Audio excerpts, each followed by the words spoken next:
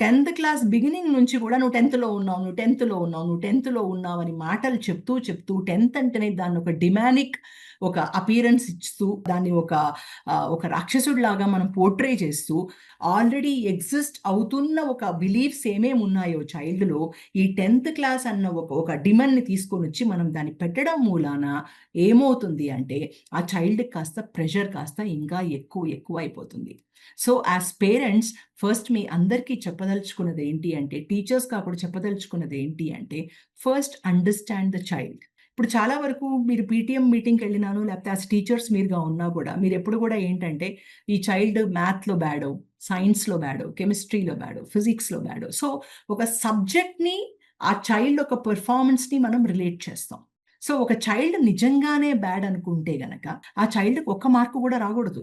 ఒక్క మార్క్ వచ్చినా గూడాను ఆ child still is doing something in that subject. The child cannot be called bad. చిన్నప్పటి నుంచి కూడా నీకిదొచ్చు, నీకిది రాదు, నువ్వు దీంట్లో చేస్తావు, నువ్వెప్పుడూ ఇంతే.